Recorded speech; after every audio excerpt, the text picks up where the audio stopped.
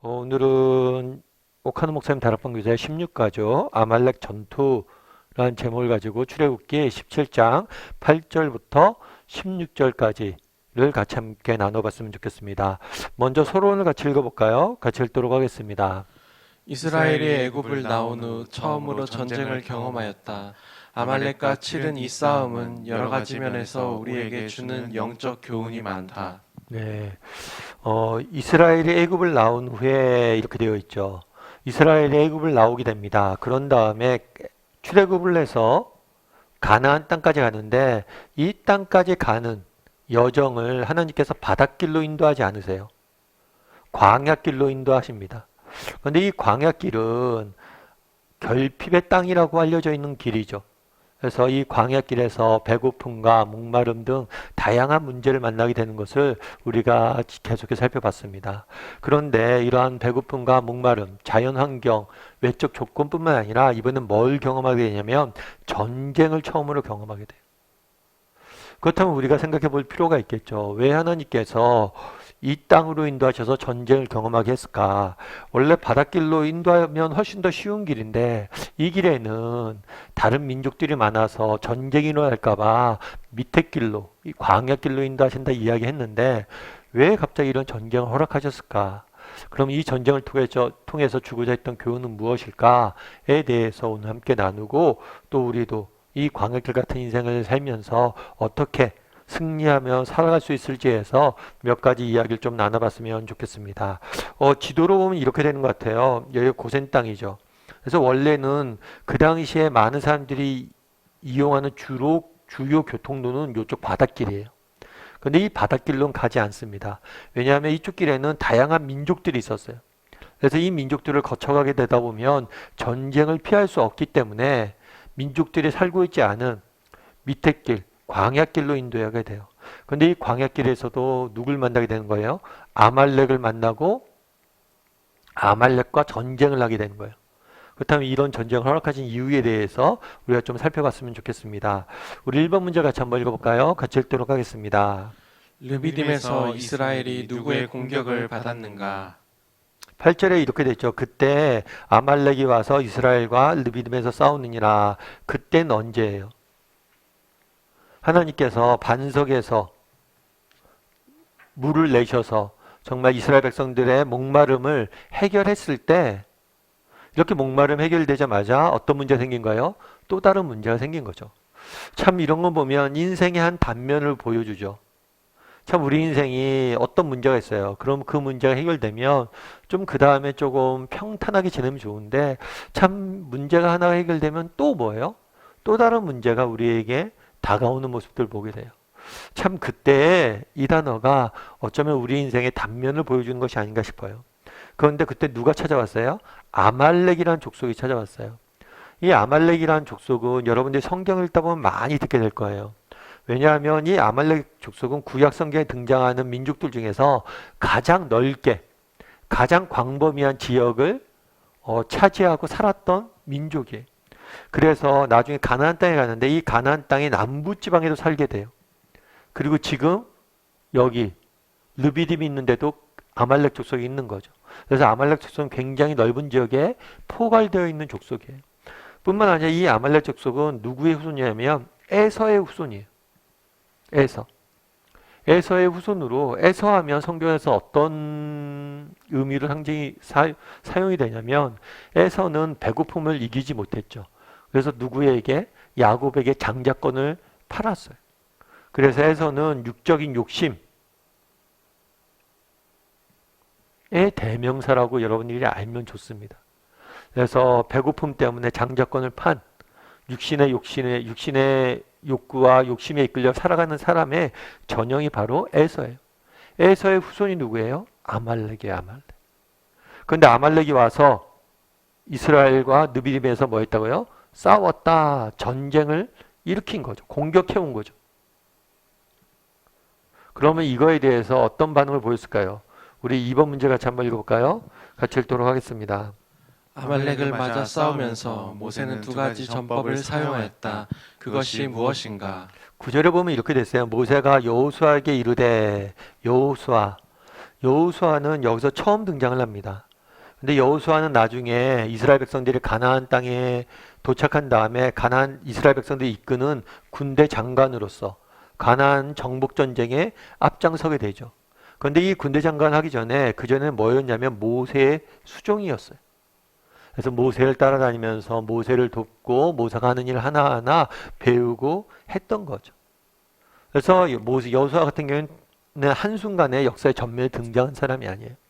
모세 밑에서 정말 사람들이 주목하지 않았을 때 하나하나 자기 시가 맡기신 일들을 하나하나 감당했던 그런 사람이었던 거죠. 저도 예전에 국제제자훈련에서 이렇게 근무를 할 때 국제제자훈련에 있다 보면 해외에 나가서 이렇게 세미나를 진행할 때도 많아요.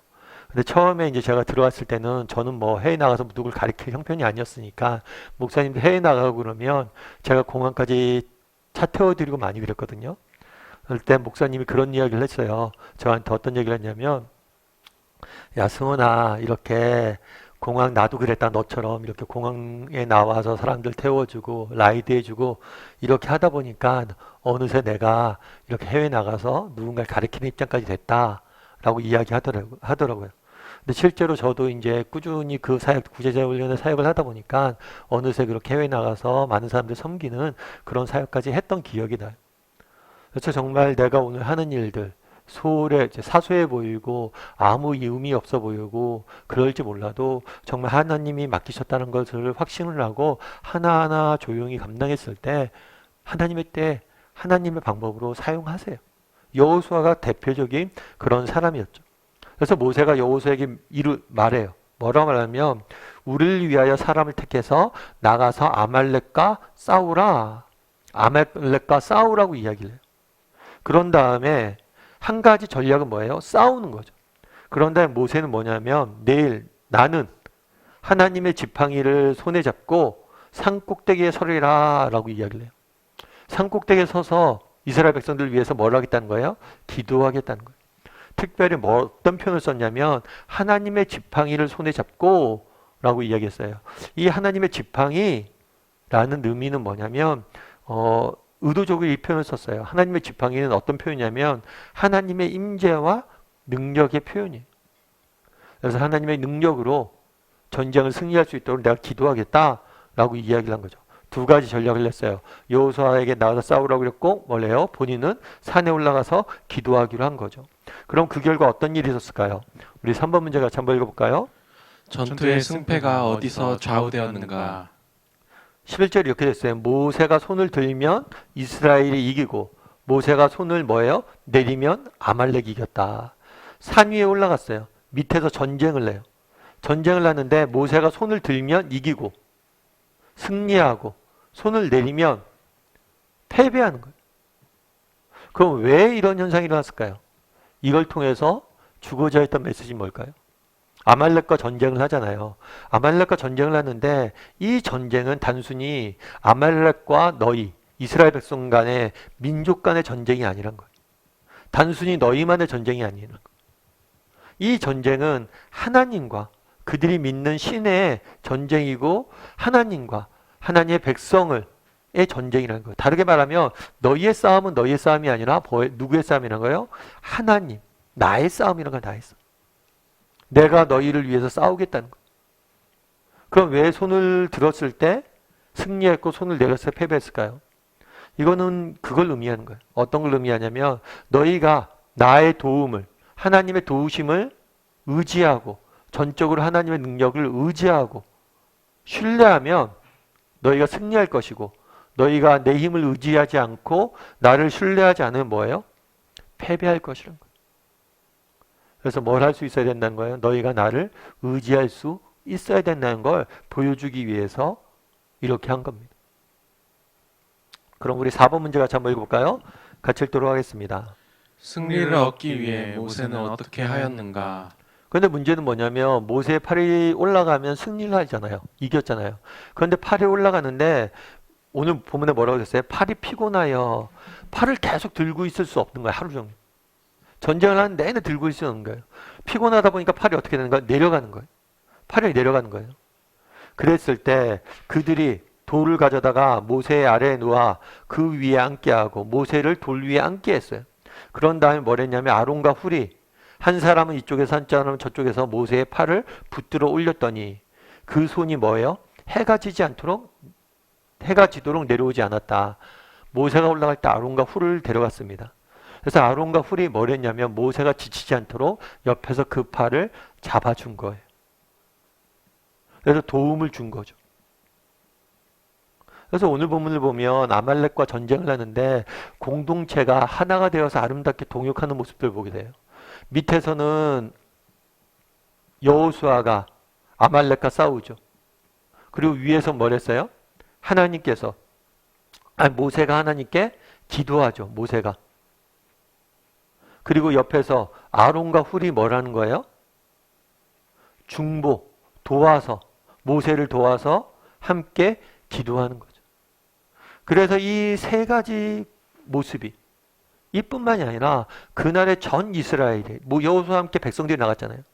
전 이스라엘 백성들이 하나가 되어서 함께 이 일들을 감당하는 모습들을 보게 돼요. 각자 맡은 역할, 각자 맡은 은사에 따라서 잘 한마음으로 섬기는 모습들을 우리는 보게 됩니다. 우리 5문제 같이 한번 읽어볼까요? 같이 읽도록 하겠습니다. 그리스도인은 세상에서 선한 싸움을 하는 자들이다. 베드로전서 5장 8절에서 9절을 가지고 여호수아의 역할을 말하라. 그리스도인들은 어떤 사람이라고요? 세상에서 선한 싸움을 하는 자예요. 우린 세상과 맞서 싸우는 자예요. 베드로전서 5장 8절에서 9절에 보면 이렇게 됐어요. 근신하라 깨어라 너의 대적 마귀가 우는 사자와 같이 두루다니며 삼킬 자를 찾나니. 아직 우리가 예수님 믿었잖아요. 예수님 믿은 다음에 하나님께서 우리를 하늘나라에 데려가지 않았어요. 이 땅에 남겨두셨어요. 왜 남겨두셨어요? 이 땅에서 우리가 해야 될 소명이 있기 때문에 남겨두신 거예요. 그런데 이 땅은 어떤 땅이에요? 악과 죄가 가득한 땅이죠. 그래서 이 땅에는 뭐가 있냐면 악과 그 악이 낳은 고통, 악과 죄가 가득하고 그 악과 죄가 낳은 고통이 가득한 세상이 이 땅이에요. 따라서 이 땅에서 우리는 뭘 해야 돼요? 이것과 싸워야 돼. 이 땅에 있는 악과 악이 낳은 고통을 없애기 위해서 노력을 해야 돼. 그것이 우리에게 남겨진 과제예요. 그래서 베드로에게도 이러죠. 너희는 너희 믿음을 굳건하게 하여 그를 뭐예요? 대적하라, 대적하라. 그래서 우리가 그렇게 생각하기 쉽습니다. 기독교는 게으른 종교라고 생각하기 쉬워요. 세상 사람들이 그런 얘기를 하죠. 야, 너희는 좋겠다. 기도만 하면 아무 일도 안 하고 기도만 하니까. 그런데 그렇지가 않아요. 정말 우리가 기도하잖아요. 기도한 만큼 우리는 더 열심히 일하고 더 열심히 싸워야 될 책임이 있는 거죠. 사실 하나님께서 우리와 함께 일하시는 방법이 여러 가지가 있다라고 이야기를 해요. 첫 번째는 이 사건이 있기 전에 어떤 일이 있었어요? 목이 말랐어요. 물이 없었어요. 그랬더니 하나님께서 뭘 하셨어요? 직접 개입을 하셨죠. 반석에서 물을 내서 먹이셨어요. 그래서 직접 우리의 인생의 문제를 해결해 주실 때가 있어요. 그런데 또 어떨 때 뭘 하라고 한 적 있어요? 오늘 본문에 보면 뭘 했어요? 여호수아에게 나가서 싸우라고 그랬잖아요. 이건 뭐냐면 하나님께서 우리와 협력하시길 원해요. 우리를 통해서 일하길 원하시는 거예요. 그래서 하나님께서 직접 기적 개입하셔서 문제를 해결해 주시거나 우리와 함께 협력하셔서 문제를 해결하시거나 정말 하나님께서 그때 때에 따라서 직접 문제를 해결해 주기도 하지만 때로는 뭐예요? 우리와 함께 나가서 싸우자고도 이야기를 해요. 우리를 통해서 일하길 원하세요. 그래서 우리도 뭘 해야 돼요? 여호수아처럼 정말 세상 속에서 열심히 우리에게 주어진 책임들을 다하고 열심히 일하고 또 열심히 싸워야 될 필요성이 있는 거죠. 예를 들면 그런 거겠죠. 지금 우크라이나로 인해서 우리가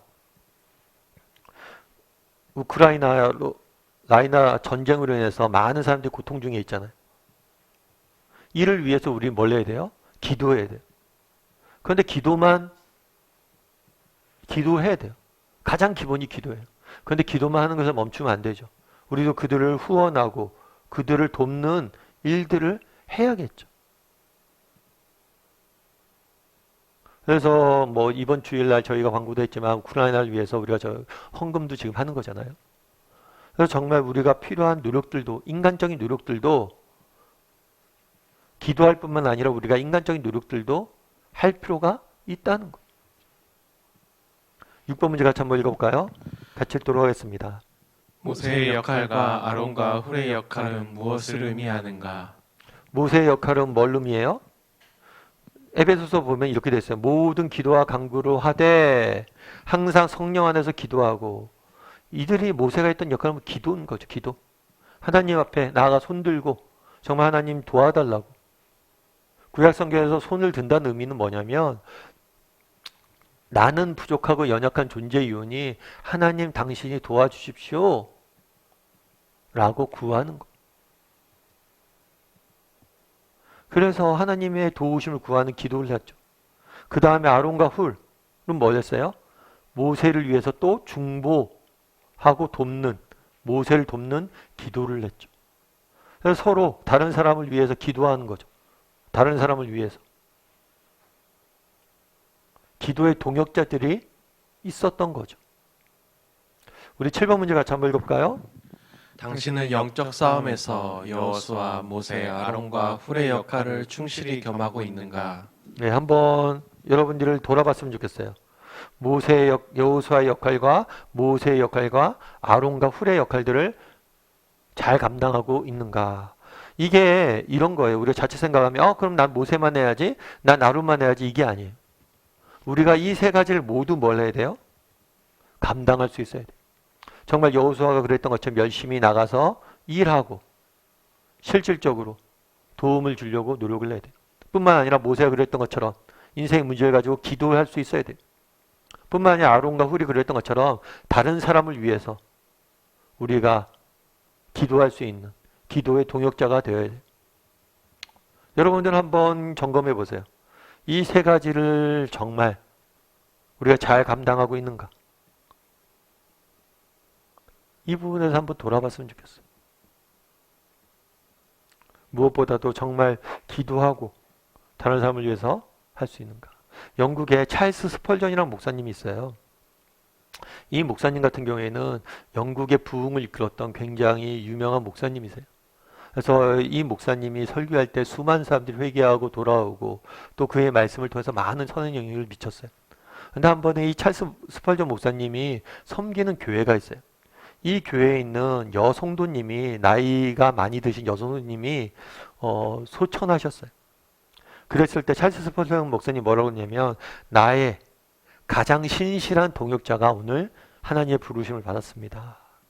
그렇다면 이 여성도님에 대해서 왜 나의 신실한 동역자라고 했을까요? 이 여성도님은 교회에서 했던 역할이 있어요. 그건 뭐냐면 매주일 교회에 나옵니다. 교회에 나오면 뭘 하냐면 성도들 명단을 받아가요. 새로 나온 신자가 있다면 새로 나온 신자의 명단을 받아가고 새 신자가 없다면 기존에 있는 교회 성도들의 명단을 받아가요. 그리고 그 사람들을 위해서 한 일주일에 3명이면 3명, 5명이면 5명, 이 사람들을 위해서 꾸준히 기도했던 거예요. 누가 알아주겠어요?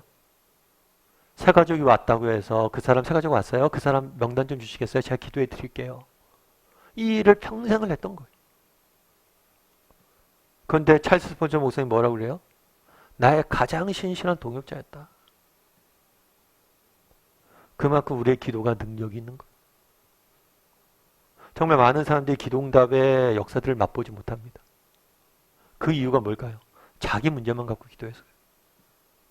정말 우리가 그런 날에 그러했던 것처럼 아론과 훌처럼 다른 사람들을 위해서 기도할 수 있어야 돼요. 그리고 그날에 모세가 그랬던 것처럼 뭘 해야 돼요? 우리 인생의 문제를 만났을 때 그 문제를 가지고 기도할 수 있어야 돼요. 여러분, 인간의 힘이나 능력, 노력으로만 가지고 되는 건 없어요. 우리가 저거 여호사처럼 열심히 일해야 됩니다. 정말 기독교는 게으른 종교가 아니에요. 그런데 열심히 우리가 일하되 인간의 한계를 알아야 돼요. 정말 하나님의 도우심, 정말 하나님의 도우심이 없이는 정말 우리는 아무것도 할 수 없는 존재임을 기억을 해야 돼요. 정말 하나님이 도와주셔야 돼요. 그래서 빌 하이벨스 목사님 같은 경우에는 그런 책을 썼어요. 어떤 책을 썼냐면 내가 오늘 바빠서 기도합니다. 바쁘다는 거예요. 할 일이 너무 많다는 거예요. 그럼 우리는 어떻게 돼요? 기도가 게을러져요. 그런데 오히려 바쁘기 때문에 내가 더 많이 기도한다, 평소보다. 문제가 많을수록 더 많이 기도한다. 바쁘면 일해야죠. 아니요, 바쁘기 때문에 더 많이 기도한다. 왜요? 바쁘다는 건 뭐예요? 인생의 문제가 그만큼 많다는 거예요. 그럼 달리 얘기하면 하나님의 도우심이 더 많이 필요하다는 거예요. 그래서 여러분 인생에 정말 우리가 평소에 열심히 기도해야 됩니다. 근데 정말 기도해야 될 때도 언제예요? 아말렉을 맞닥뜨렸을 때. 정말 우리의 인생에 문제가 생겼을 때. 그래서 더 기도해야 돼요. 바쁠수록. 문제가 많을수록. 그래서 나는 어떤지, 여호수아처럼 열심히 일하는 사람인지, 혹시 기도만 하고 게을러 있는 사람은 아닌지, 또 모세처럼 기도하는 사람인지, 정말 바빠서 기도 못하는 그러한 어리석음을 범하고 있지 않은지, 그리고 아론과 훌처럼 정말 아까 얘기했던 찰스 스퍼전 목사님의 이야기처럼 정말 보이지 않는 곳에서 다른 사람들 위해서 열심히 기도하는 사람인지 우리가 한번 점검해 봤으면 좋겠어요. 그래서 8번 문제 같이 한번 읽어볼까요? 당신이 빈번히 영적으로 실패한다면 이상 세 가지 역할 중 무엇이 부족한 탓이라고 생각하는가? 7번 문제가 똑같은 거죠. 같은 문제인데 한번 부족한 것이 뭔지. 우리가 세 가지를 다 잘하면 좋은데 이 세 가지를 다 잘하기 쉽지 않잖아요. 그럼 내가 그동안 부족했던 점이 무엇인지 한번 돌아보고 그것들을 점검해 봤으면 좋겠습니다. 우리 9번 문제 같이 한번 읽어볼까요? 하나님은 자기 백성을 무고히 괴롭히는 자들을 잊지 않으신다. 다음 말씀을 가지고 이 사실을 생각하라. 신명기에서는 이렇게 돼 있어요. 너희가 애굽에서 나오는 길에 아말렉이 내게 행한 일을 기억하라. 곧 그들이 너희를 길에서 만나 내가 피곤할 때 내 뒤에 떨어진 약한 자들을 쳤고. 참 아말렉이 앞서 그런 얘기를 했잖아요. 아말렉이 에서의 후손이라고. 에서의 후손이면 뭐예요? 친척벌이잖아요. 그런데 먼 친척벌인데 멀긴 멀죠. 멀기 몇백 년이 지났으니까. 그럼에도 불구하고 같은 뿌리에서 나온 민족이잖아요. 그런데 뭐란 거예요? 너희가 피곤할 때 광야에서 얼마나 고통스러웠어요. 다른 때도 아니고 정말 광야길에서 고통 중에 있을 때 특별히 뭐예요? 약한 자를 쳤다. 그러면서 정말 하나님을 두려워하지 않은 거죠. 하나님께서 뭐라고 했어요? 형제를 사랑하라고 이야기를 했잖아요. 그런데 형제를 오히려 미워하고 공격했던 족속이죠. 육신의 욕심에 이끌려서. 그런데 그 아말렉이 너에게 했던 일을 뭐 하라고 그래요? 기억하라고 그래요. 그런 다음에 그래요. 이렇게 19절 이렇게 얘기합니다. 그러므로 내 하나님 여호와께서 내게 기업을 주사 차지할 땅에서 내 하나님 여호와께서 사방에 있는 모든 적군으로부터 내게 안식을 주실 때 너는 천하의 아말렉에 대한 기억을 지워버리라. 너는 잊지 말지어다. 천하에 있는 아말렉에 대한 기억을 지워버리라. 하나님께서 이스라엘 백성들을 괴롭혔던 아말렉을 기억하셨어요. 그런 다음에 뭐라고 얘기해요? 그들에 대한 기억을 지워버리게 될 것이다. 그들을 벌하고 그들을 뭐예요? 더 이상 이 땅에 존재하지 않게 하겠다. 그들의 악행을. 여기서 말한 거 뭐냐면 그들이 악을 행했잖아요. 이 악을 기억하고 하나님께서 뭐 할 것이다? 지워버릴 것이다. 너희를 통해서 그걸 지워버릴 거라고 이야기를 하는 거죠. 그래서 사무엘상에서 뭐라고 되어 있어요? 만군의 여호와께서 이같이 말씀하시기를 아말렉이 이스라엘에게 행한 일을 곧 애굽에서 나올 때 길에서 대적한 일로 내가 그들을 뭐 한다고요? 벌한다는 거예요. 반드시 하나님께서 그것들을 갚아주실 거예요. 그들의 악행에 대해서.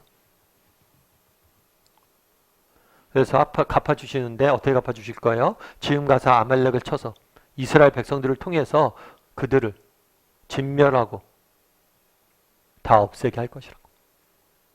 그래서 하나님께서는 반드시 우리 이 아말렉과 같은 악을 그들이 행했던 악한 물 다 갚아줄 거라고 이야기를 하는 거죠.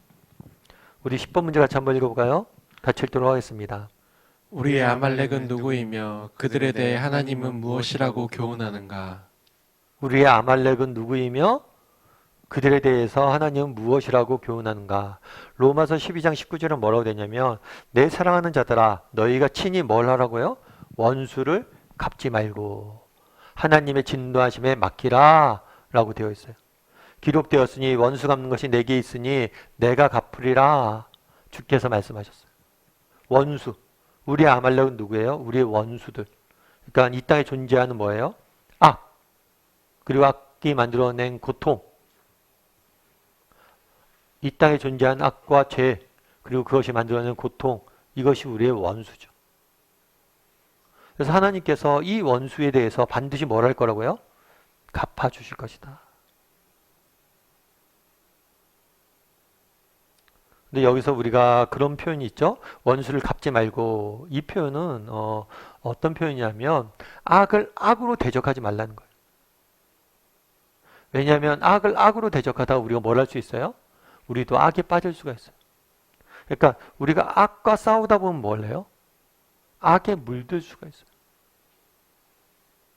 그래서 2차 세계대전 당시에 얼마나 독일인들이 이 유대인들에게 못할 짓을 했습니까? 정말 수많은 사람들을 그냥 포로 수용소에 가뒀을 뿐만 아니라 그들에게 생체 실험을 하고 온갖 악독한 짓들을 했어요. 그런데 그 일들을 한 다음에 그곳으로부터 나온 많은 유대인들 중에서 물론 그것들로 인해서 너무나 큰 상처를 받고 아픔이 있었던 사람들도 있죠. 그런데 그 사람들이 뭘 하기로 결심했냐면 악을 악으로 갚지 않기로 결심했어요. 왜냐하면 그들이 우리에게 행했던 악으로 인해서 우리 인생을 더 이상 그것들을 기억하고 그것들을 복수하는데 우리 인생을 낭비하지 않기 위해서였던 거예요. 그래서 악을 악으로 갚지 말라는 건 우리를 위해서인 거예요.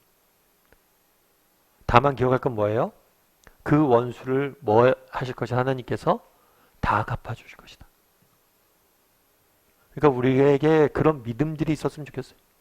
하나님께 다 갚아줄 거잖아요.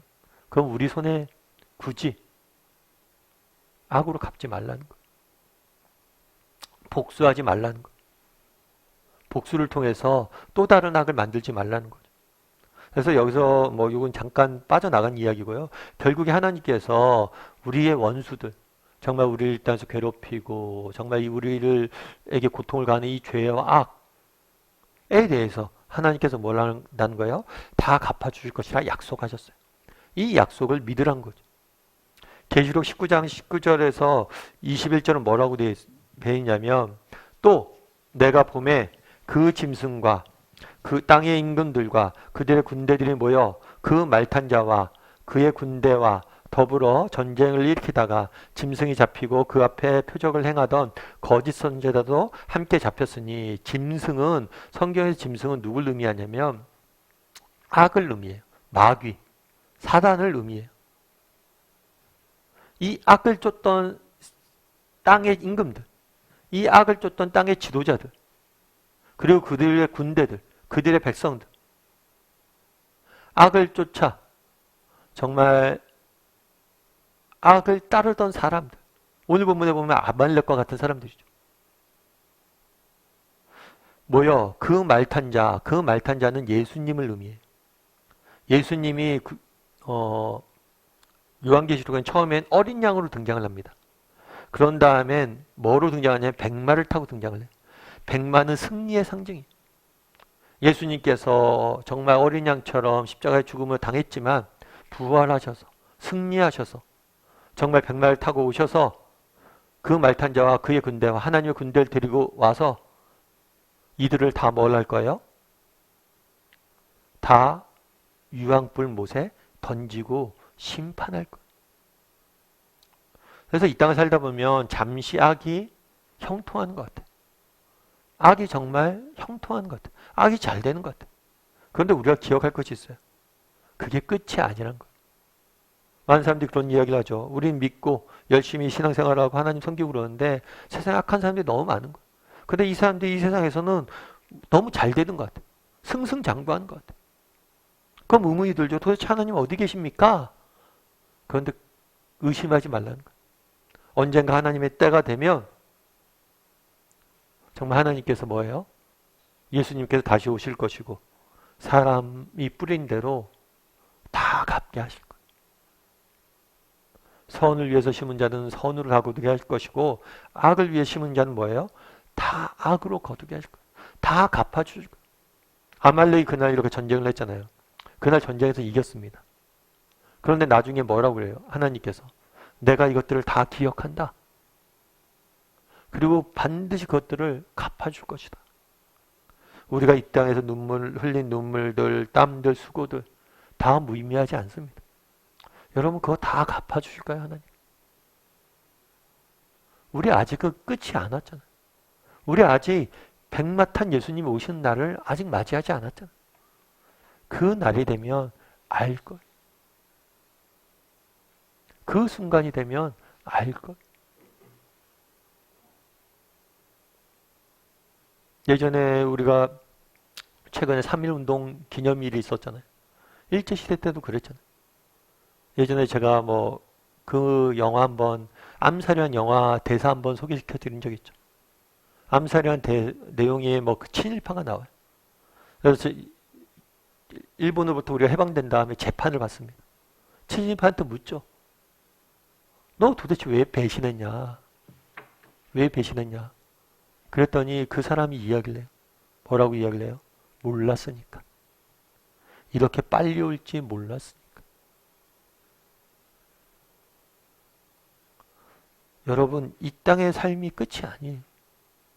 정말 끝 이후에 뭐가 있어요? 하나님 나라가 도래할 겁니다. 하나님이 오실 거예요. 그리고 모든 것을 다 갚아주실 거예요. 그날에 왜 아말렉을 만나게 하셨을까요? 교훈을 주기 위해서요. 앞으로 너희가 인생에 어려움들이 있을 것이다. 그랬을 때 뭘 하는 거예요? 하나님의 도우심을 의지하고 열심히 나가서 싸우라는 거예요. 그럼 하나님께 너희를 승리케 하실 거예요. 뿐만 아니라 너희가 흘린 눈물들, 땀들 내가 다 안다. 너희를 괴롭혔던 그 원수를 내가 다 안다. 그 악들 내가 다 안다. 너희가 믿음을 지키려고 열심히 살아갔을 때 너희가 경험했던 그 아픔들, 눈물 다 안다. 그리고 그것들 다 뭐예요? 갚아주실 거라. 일제시대 때 몰랐잖아요. 그런데 해방이 되니까 알잖아요. 일제시대 때 그렇게 큰 소리 치고 정말 그렇게 누렸던 모든 것들이 다 그게 그들의 치욕이 되잖아요. 그런데 오히려 일제시대 때 모든 것을 빼앗기고 정말 모든 상함들이 있었던 사람들, 그 빼앗김과 상함들, 잃어버림들이 나중에 상급이 되잖아요. 우리 역사적으로 경험을 했잖아요. 마찬가지라고. 이 땅의 삶이 끝이 아니에요. 요한계시록 20장도 마찬가지 이야기예요. 우리 11번 문제 같이 한번 읽어볼까요? 같이 읽도록 하겠습니다. 결국 우리가 영적인 싸움에서 승리할 수밖에 없다는 사실을 믿는가? 믿는다면 그 근거는 무엇인가? 근거는 뭐예요? 이르되 여호와께서 뭐 했다고요? 맹세하시기를 여호와가 아말렉과 더불어 뭐 할 것이다? 대대로 싸우리라 하셨다. 약속을 주셨어요. 맹세하셨던 건 하나님이 약속을 주셨다는 거예요. 어떤 약속을 주셨어요? 내가 아말렉과 대대로 싸울 것이다. 아말렉은 누구예요? 우리의 대적이에요. 우리를 공격하는 우리의 원수들이에요. 이 땅을 살다 보면 우리를 대적하고 우리를 핍박하고 우리를 공격하고 우리가 인생에서 만나는 문제들이 있죠. 우리의 대적과 원수와 핍박과 또 우리가 경험한 다양한 문제들이 있어요. 그런데 그것과 더불어 내가 뭐예요? 대대로 싸울 것이다. 대대로 영원히 싸울 것이다. 다르게 얘기하면 지금도 우리를 위해서 그냥 그날의 아말렉과 싸우겠다고 약속하신 건 뭐냐면 오늘 우리에게 동일하게 적용된다는 거예요. 대대로라는 표현을 쓴 것. 그래서 오늘도 우리를 위해서 하나님께서 뭐하고 계시다? 싸우고 계시다. 여러분들은 그럼 이 부분에 대해서 확신하세요? 하나님이 나를 위해서 일하고 계시고 나를 위해서 싸우고 계시다. 이 사실을 확신하세요? 그럼 우리가 어떻게 확신할 수 있어요? 확신할 수 있는 이유는 뭐 때문이에요? 하나님의 약속 때문이에요. 약속.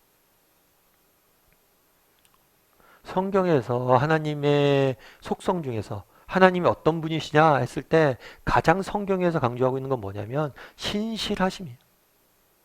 이 신실하심은 뭐예요? 하나님은 자신의 약속을 반드시 지키는 분이시라는 거예요. 특별히 그 약속이 그 당대에는 희미해 보일지 몰라도 다 지키셨잖아요. 우리가 계속해서 출애굽기를 배우잖아요. 이스라엘 백성들을 이렇게 출애굽해서 가나안 땅으로 인도하십니다. 그런데 이것들 누구에게 주셨던 약속이에요? 아브라함에게 주셨던 약속. 아브라함에게 뭐라고 약속하셨어요? 너희 후손들이 이런 고생을 할 거다. 400년 동안 노예 생활로 있을 것이다. 하니만 내가 반드시 구해낼 것이다. 400년 전에 했던 약속을 한치의 오차도 없이 뭐예요? 하나님이 이루신 거예요. 그리고 아브라함에게 어떤 약속을 주셨어요? 너의 후손들이 하늘의 별과 같이 많아질 것이다. 얼마나 오늘날 이 땅에 그리스도인들이 많습니까? 또 아브라함을 민족으로 조상을 섬기는 이스라엘뿐만 아니라 아랍인들 얼마나 많은 후손들이 있어요. 정말 말씀 그대로 하늘의 별과 같이 많아졌잖아. 우리가 힘들고 어려울 때가 있어요. 그럴 때마다 우리가 기억할 건 뭐예요? 하나님의 약속이 약속. 그리고 약속을 붙잡을 수 있어야 돼. 오늘 본문에 보면 이렇게 돼 있잖아요. 맹세하기를 여호와가 아말렉과 더불어 대대로 싸우리라. 하나님께서 대대로 싸울 것이다. 아말렉과 더불어 대대로 싸울 것이다. 이것이 우리에게 주신 약속이에요. 그럼 어떻게 돼요? 우리가 힘들고 어려울 때마다 이 약속을 붙잡아야죠. 그래 하나님 이런 약속을 주셨죠. 이 약속을 지키는 분이심을 믿습니다. 여러분 하나님께서 자신의 약속을 지키기 위해서 어떤 희생까지 감수하셨어요. 그 아들을 십자가에 내어주셨잖아요. 가장 소중한 독생하시는 아들, 하나밖에 없는 아들을 십자가에 내어주기까지 자신의 약속을, 우리를 사랑하시고 자신의 약속을 반드시 지키는 분이 하나님이세요. 우리를 구원하시겠다는 약속을 위해서 자신의 아들까지 내어주길 했던 분. 그래서 로마서에서는 바울은 뭐라고 얘기해요? 자기 아들을 아끼지 아니하시고 내어주시니가 어찌 그 아들과 함께 우리에게 모든 것을 주시지 않겠느냐. 그래서 여러분 우리가 믿는 근거는 뭐예요? 약속이에요. 약속. 그래서 여러분이 한번 여기서 점검해 보세요. 정말 하나님께서 우리를 위해서 지금도 싸우고 계심을 믿는가? 그럼 믿음의 근거는 뭐냐? 하나님 주신 약속이에요. 그럼 우리가 뭘 해야 돼요? 약속을 붙잡고 나아가야죠. 정말 우리가 제일 약한 게 그거잖아요. 우리 자녀들이랑 이야기할 때도 제일 우리가 꼼짝 못하게 만드는 자녀들의 말이 뭐예요? 아빠 그때 약속했잖아. 아빠 그때 해준다고 그랬잖아. 그게 제일 우리를 꼼짝해서 못하게 하는 거죠. 우리는 말을 지켜야 되니까. 하나님도 마찬가지. 그러니까 여러분들 기도할 때 약속을 붙잡고 나가서 기도하세요. 그래서 많은 사람들이 그런데 문제는 뭐냐면 이런 하나님의 은혜를 모르고 그래서 하나님 앞에 나가서 기도하지 못하고 하나님이 주시는 것들을 맛보지 못하는 것. 그래서 그런 이야기도 한번 나눠보면 좋겠죠. 여러분 정말 힘들고 어려울 때마다 붙잡고 나가서 기도하는 약속의 말씀이 있는지 그 약속의 말씀이 있는지 저는 약속의 말씀이 있어요. 힘들고 어려울 때마다